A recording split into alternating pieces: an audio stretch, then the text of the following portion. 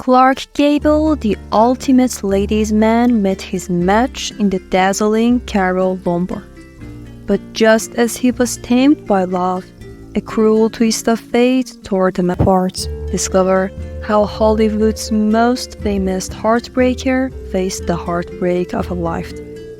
When Gable appeared alongside Lombard in No Man of Her Own, he surprised her by keeping things strictly professional. Given his notorious reputation, Lombard was shocked that he didn't hit on her, saying, "We did all kinds of hot love scenes and I never got any kind of tremble out of him at all." Was he genuinely that cool, or was there something more going on?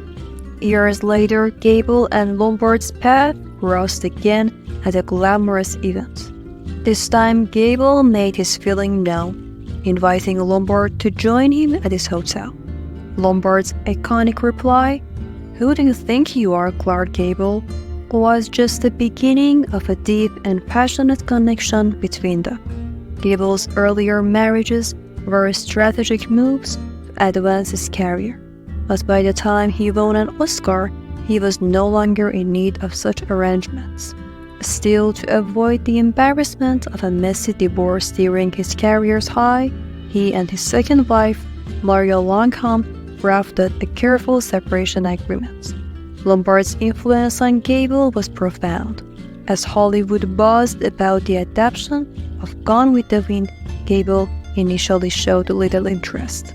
Lombard, who was eager for the role of Scarlett O'Hara in the film, convinced Gable to read the book.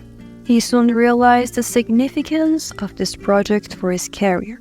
Gable and Lombard's relationship was a subject of public scrutiny.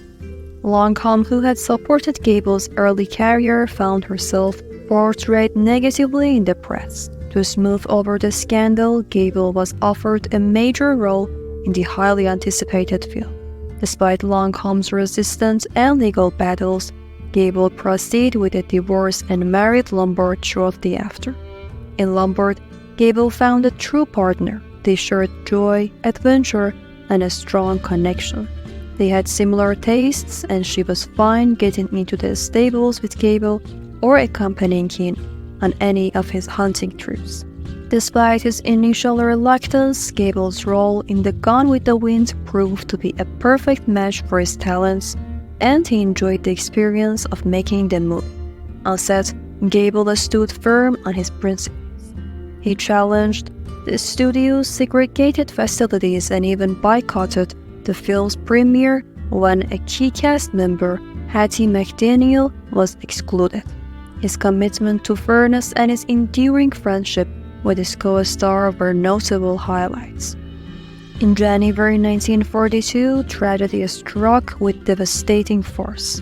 Lombard's plane crashed while she was returning from a bond drive. Gable's heartache was profound. He was consumed by guilt, believing that this rumored affair had led Lombard to cut her trip short and ultimately resulted in the crash. And tragically, he may have been right. At the time, Gable was entangled in a string of films with the alluring Lana Turner, sparking a storm of scandalous rumors about a secret affair. Fearing the worst, Lombard immediately made plans to return to LA, desperate to confront the truth. But fate had other plans, and she never reached her destination. The news shattered him.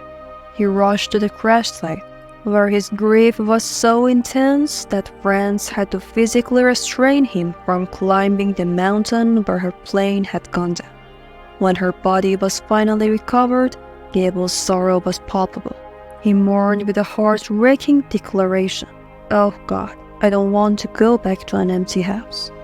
He spent the rest of his life in the home they had shared, a constant reminder of the love and loss he endured. After Lombard's tragic death, driven by guilt and his overwhelming sorrow, Gable chose to enlist in World War II. His eagerness to face danger was seen by many as a way to atone for what he felt was his role in Lombard's death. Gable's story of love, loss, and redemption doesn't end here. Discover the full extent of his emotional journey and how it shaped his legacy in our upcoming video. Don't miss out!